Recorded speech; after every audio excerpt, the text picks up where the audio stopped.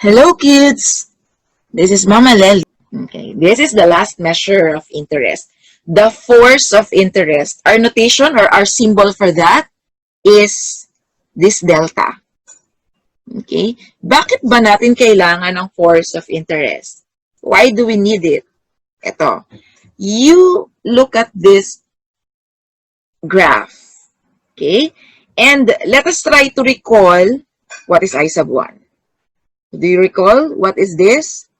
This one is the effective rate of interest during the first period. And we define the effective rate of interest as, or in this way, in terms of small a na lang. Kasi ganun din naman kung capital A ang gagamitin natin. Okay? Small a kasi yung graph natin, small a ang involved. So you have a of 1 minus a of 0 all over a of 0. Okay? Ilang graphs ng small a of t?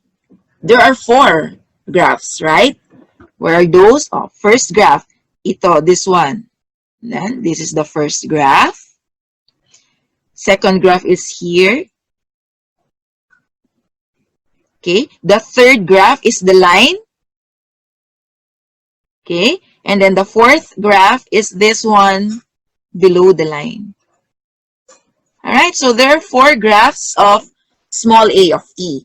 But if you find the effective rate of interest using these 4 graphs, what do you notice? A of 1, where is a of 1? This point. Diba?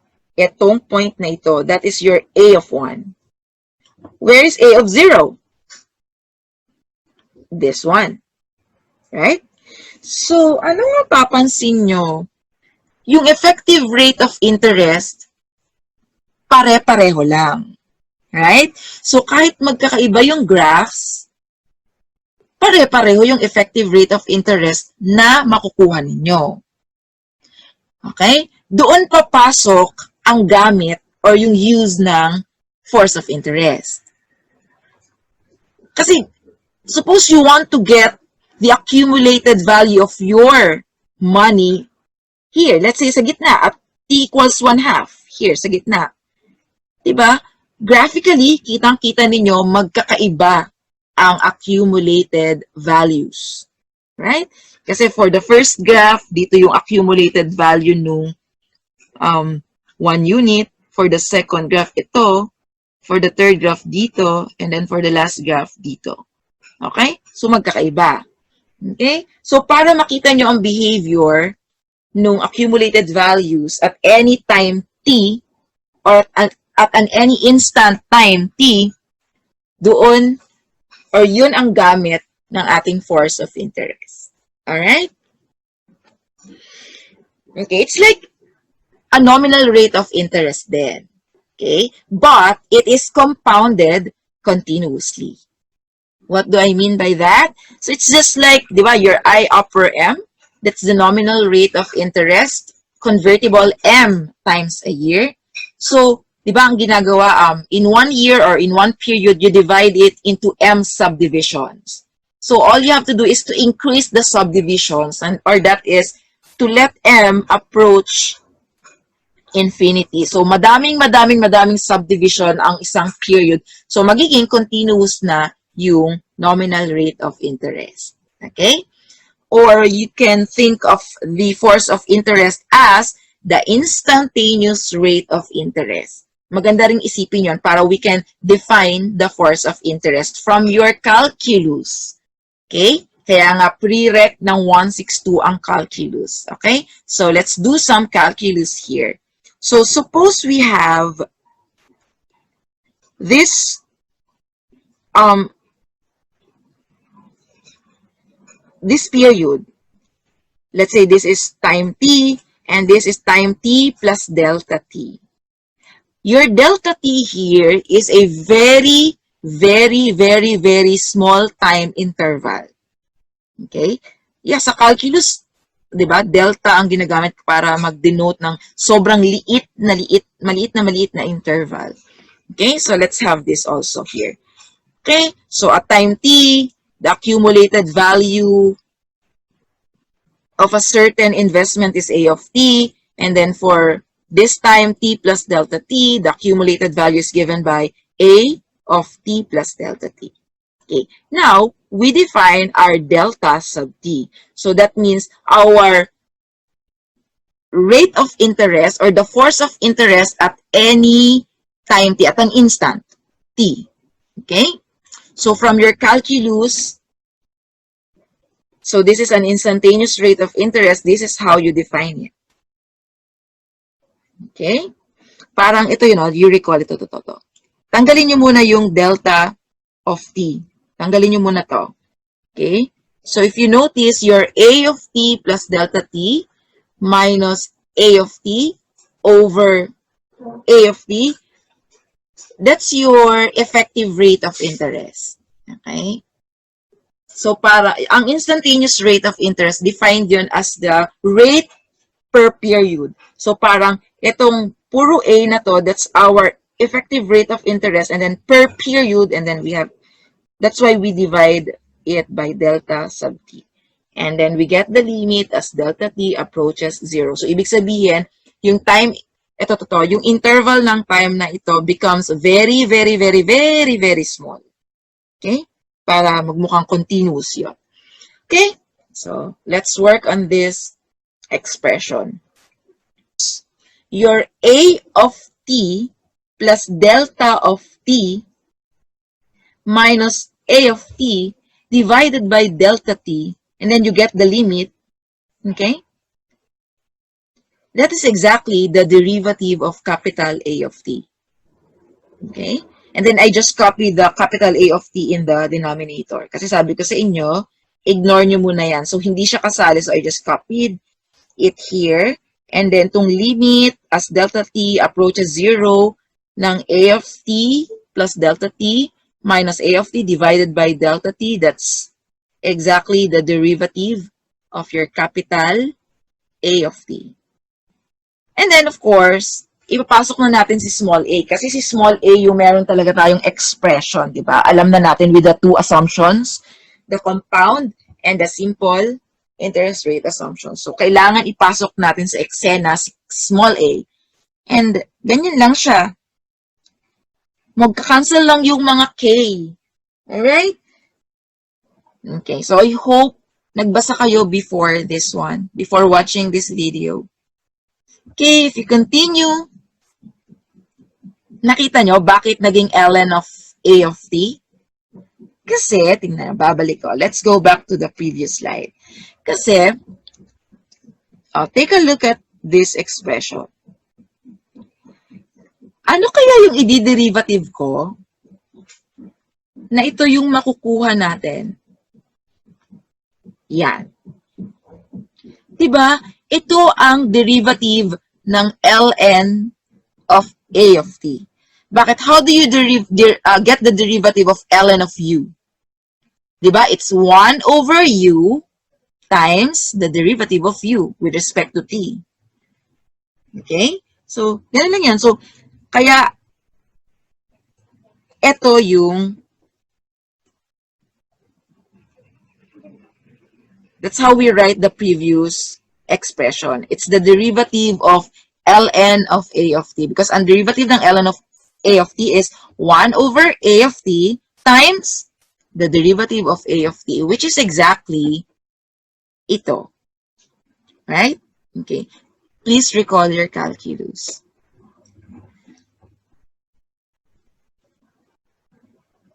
Okay, so I hope you recall. I will not go over this na kasi this is very, very, calculus naman. Okay, so you are expected to evaluate, to understand this derivation for the force of interest. Okay? So finally, after doing the calculus here, basic calculus, you will get A of t equals e to the integral of delta s ds from 0 to t. Okay? This is another expression for the accumulation function. Okay? Kapag given ang force of interest. Okay? That's how you, kunyari, mag-accumulate kayo ng isang amount, and then the given is a force of interest function. So, ito ang gagamitin ninyong identity or equation. Okay? Now, let's try to simplify things here. Let's assume that delta sub s, the force of interest function, is a constant delta. Okay? So, you see, mas madali na. Your accumulation function becomes e raised to delta times t. Alright? And then if we want to get a of 1, so that means accumulated value at time 1, we have e to the delta. Because we simply substitute t equals 1 here. So we have e to the delta. And again, what is a of 1 using the effective rate of interest? It is 1 plus I. Okay? So here we were able to relate the effective rate of interest and the force of interest. But again, please don't forget the assumption that this delta here is a constant. Okay? Okay. Since we were able to relate these two, marerelate na natin ang delta to the rest of the gang. Lahat. Yung lahat ng measures of interest na na-discuss natin before. At ito siya. Okay? Pero huwag kayong matatakot kasi ni-raise ko lang sa t. Kasi yung mga previous relationships, wala lang. 1 plus I lang ang ginagamit ko. Ito, nag-decide ako, i-raise ko sa t. Para maiba naman. Pero, yun lang, you raise all to t and you will have all these relationships. Okay? May technique dyan eh. So, yung mga I, pagsasama-samahin ninyo, like I here, and then the I upper M, and then the I upper 1 over R. Okay? Kasi sila plus, plus, plus. Okay? Tapos lahat ng D, minus naman. Okay? Tapos lahat negative yung exponent nila. Okay? Tapos yung e to the delta kasi automatic yung relationship sa 1 plus I, kaya dito ko siya nilagay. And of course, V, alam natin ang V is related to 1 plus I also in this way. Kaya dyan ko na lang siya nilagay. Basta create your own technique on how to memorize these relationships. Okay? Alright? Okay, so let's have this example. Okay, so you have an amount function here, and it is kt squared plus lt plus m for 2 periods only, or you may want to consider 2 years. Okay, and then you have initial values here. A of 0 is 100, A of 1 is 110, A of 2 is equal to 136. Okay, so this is how you find the force of interest at t equals 1/2. Okay, of course, let us recall your delta sub t is equal to a prime of t over capital A of t. Ma'am, saan ito nang galing? Ito, makikita nyo yan doon sa gitna ng pag-derive natin ng expression ng A of t equals e to the integral of delta s ds from 0 to t. Okay, let's continue. So using the initial values, I hope you were able to get k equals 8, L equals 2, and M equals 100. This is basic algebra, system of equations. Okay? Kasi when A of 0 is 100, you substitute it here. A of 0, so T is 0. So this becomes 0. This becomes 0. So M is equal to, what is A of 0? 100. That's why I get M equals 100. Okay? Okay. So getting the values of K, L, and M, this is now your amount function. 8t squared plus 2t plus 100. And then we just substitute. To get delta sub t, we just substitute a prime, or we find a prime of t over a of t. At ito yun. Okay? And then finally, you substitute t equals 0.5. So you do like 16 times 0.5 plus 2 all over 8.5 squared plus 2 times 0.5 plus 100. And then you will get 0.0971. Okay? Let's have this second example. So here, we don't have a constant force of interest. We're given a force of interest in terms of t. It's very clear here, right? Let us double check the timeline if it agrees with the problem. So 300 at the end of 3 years, 600 at the end of 6 years, and then 200 at the end of 2 years, and then X at the end of 5 years. Okay? So, binox ko lang yung 300 at 600 so that alam ko na sila yung magkasama. And then 200 and X, sila yung magkasama. They have the same present value daw. And note, walang nakalagay kung saan i-evaluate ang present value. So, automatically, we use t equals 0 as the evaluation date.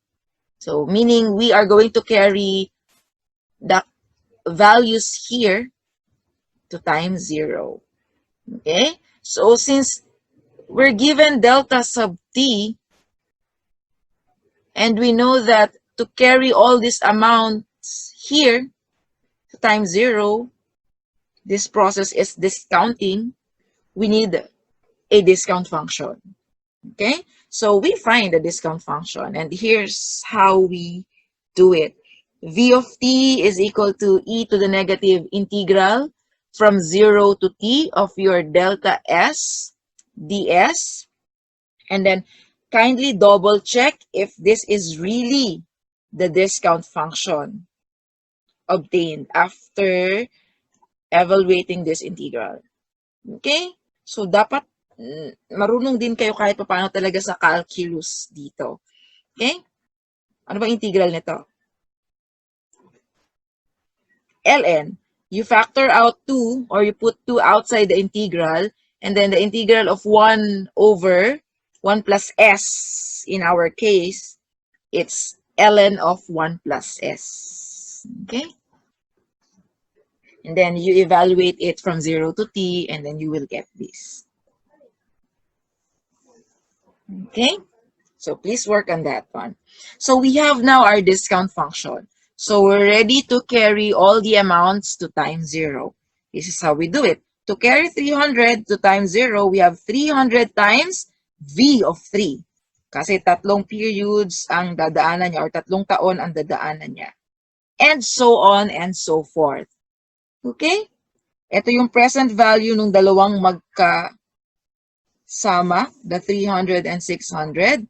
And then, ito naman yung present value ng dalawang natitira, which is the 200 and x. Alright? So, doing the math, using your calculator, you will get this one. Let's have some proving here. Diba? Kanina, we interpret force of interest as nominal rate of interest compounded continuously. Or in symbol, it's like the limit of our I upper M as M approaches infinity. Okay? And then we're going to show here that this one, the limit of this is equal to delta. Again, we assume here that delta is a constant. Okay? All right, so let's prove this identity. Okay? First, we have to recall. Diba na-establish na natin to kanina? Ba? that 1 plus I upper m over m raised to m is equal to e to the delta. Right? From this relationship, we can compute for I upper m. Ito siya. Okay? Tapos, ito na yung i-expand natin before we finally get the limit as m approaches infinity. Okay. How do I do this? How do I get this one? Okay, so makikita nyo naman, I just copied m here, you know, and -1 or -1. Ayan. So, ito basically ang expansion ng e to the delta over m. So, anong ginamit ko dyan? From your calculus, recall that e to the x, okay? Sasabihin ko na lang kasi mahirap magsulat dito. Okay? E to the x is equal to yung summation sign. Okay? So, e to the x is equal to summation sign ng x to the k all over k factorial, where k is from 0 to infinity. Okay? I will repeat. E raised to x is equal to yung summation ng x raised to k over k factorial. K is running from 0 to infinity. So, nag-substitute lang ako ng ilang values. Like, k equals 0. So, when k equals 0, I'm going to have x to the 0 over 0 factorial. And that is 1. Okay?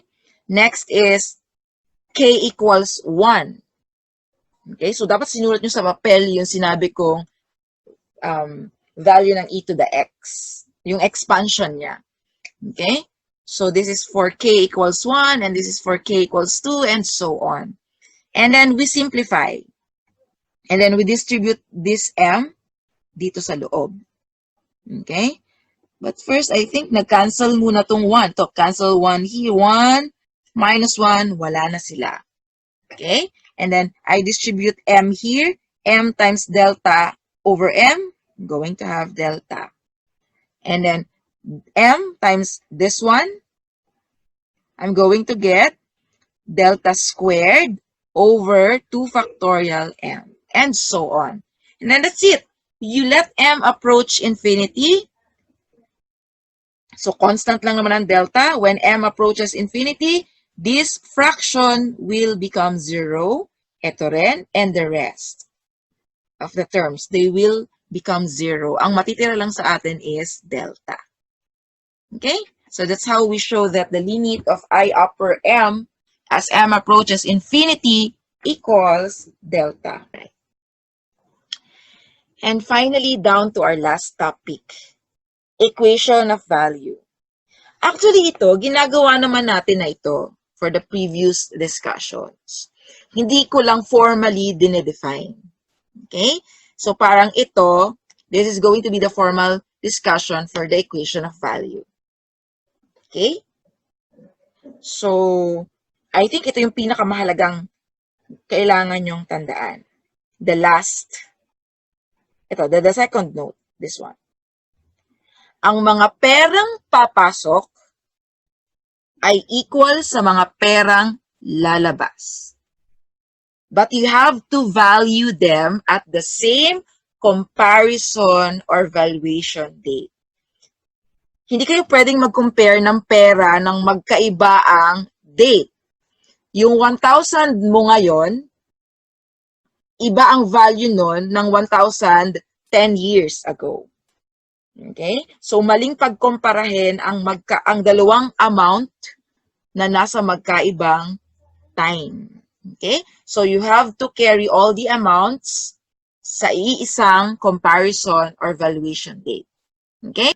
Okay? Ito yung pinakamalaga talaga. Ibig sabihin ito, kung ano yung perang ilalabas ninyo, dapat pareho yon sa perang papasok sa inyo or perang kapalit nun. Okay? Na i-value ninyo sa iisang value ng time. Sa same T dapat. Okay? Okay. Kasi marunong naman kayo mag-carry ng pera. Kapag pa-forward, you use the accumulation function. Kapag pabalik, you use the discount function. Okay? Okay, maybe we can discuss equation of value by this example. Okay? So I have, or let's consider this timeline. Okay? So napapansin ninyo, for every problem, nagdodraw ako ng timeline. Kasi timeline is very important in Math 162. Okay? Para mas ma-visualize ninyo yung mga cash flows, you draw a timeline. Okay? So in order daw to get 800, a person needs to pay the following. 100 at once, so that means at time 0, 200 at time 5, and there's a further payment of X at the end of 10 years. Hanapin daw natin si X using I, the effective rate of interest, per period or per year in our case. Ito, years ang ginamit. So, effective rate of interest annually. Okay? So, I think ni-redraw ko ang timeline para mas madali nating makita. Ngayon, ma'am, aling valuation date or comparison date ang kailangan naming gamitin? Ang answer doon, kahit ano. Okay? Kaya ang dami-dami kong nilagay ditong valuation date para ipakita sa inyo na kahit alin dyan, you will have this value of X. At saka from the equations naman, i-manipulate nyo lang and then you can prove that one equation is equal to the other equation. Okay? For example, at t equals 0, let's choose t equals 0 as our valuation date. Okay? So, meaning, we are going to carry all the amounts to time 0. But take note, isipin niyo kung alin yung perang ilalabas ni Cloud at perang papasok sa kanya. Okay? So, kaya ito naka-box. Kasi I think ito yung perang matatanggap ni Cloud. Tapos, the rest, ito yung perang ilalabas niya. Okay? Kasi, ibig sabihin nun, paghihiwalayin natin siya sa side ng equation. Okay? Ano ibig sabihin? Kunyari ito sa time 0, evaluate muna natin lahat ng value ng perang ilalabas ni Cloud. Okay? So, that means 100, copy this kasi that's the value of 100 at time 0. What about 200? How do you carry 200 to this point? Multiply 200 by V to the 5. That's our discount factor. And then finally, yung huling perang ilalabas ni Cloud is X. You need to carry this value to time 0. So, how do we do that? Multiply X by V to the 10. Okay? Ito yung mga perang ilalabas ni Cloud. Ang mga perang papasok naman sa kanya ay ito, 800. You have to value this to time 0. So, that's why I have 800 V to the 8. Okay? Okay. And so on. Kunyari itong T equals 8. Ito, dito ngayon ang valuation date. So, ibig sabihin, dito nyo bubuhatin lahat ng amount. Okay? So, paano natin bubuhatin yung 100 dito? Going to time 8. So, you see, it's the process of accumulating. So, that's why we multiply 100 by 1 plus I raised to 8. Okay? Etong 200, we need to carry it here. So, we multiply 200 by 1 plus I raised to 3. A process of accumulating also. Plus, ito naman yung huling ilalabas na pera, dalhin din nyo to time 8. So, this process is discounting. That's why I multiply it by x v squared. Equals 800. Walang imumultiply kasi sa saktong t equals 8 tayo mag-value ng mga pera. So, ito na yung value niya. So, it's simply 800. So, we have this. Okay? Tapos, tingnan nyo, multiply both sides of this. Ito. Multiply nyo tong sides na to ng v to the 8. Pag ginawa nyo yun, multiply nyo to ng v to the 8, imagine nyo, ma-obtain nyo tong una nating ginawa. Okay? So, ito yung sinasabi ko na i-manipulate nyo lang yung isang equation, makukuha nyo pa rin yung other equations. Okay? Eh, ma'am, bakit naka-red itong t equals 10? Nilagay ko siya na red kasi I want you to, what do you call this? Kapag sanay na kayong gumamit ng equation of value, magkakaroon na kayo ng instinct, where is the best valuation date? And in this example, the best valuation date is at t equals 10.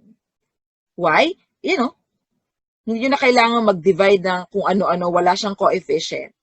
X lang siya. So all you have to do is to evaluate this one, transpose everything or other terms to the other side, and you will get the value of X.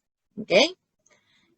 Eh, ma'am, bakit may nakasingit na 2 dito at equals 2? Well, gusto ko lang ding ipakita sa inyo na kahit walang value ng perang pumasok, kunyari dito sa time 2 nga, pwede nyo pa rin gawing valuation date. Alright? So, ikikerry nyo lahat ng pera dito. Pero take note the equation of value, perang ilalabas nyo equals perang papasok sa inyo. Money in equals money out. Okay? But of course, they have to be valued at the same comparison date. So, let's have t equals 2 naman. Okay? So, ito yon. Alright? So, I think this is the last slide.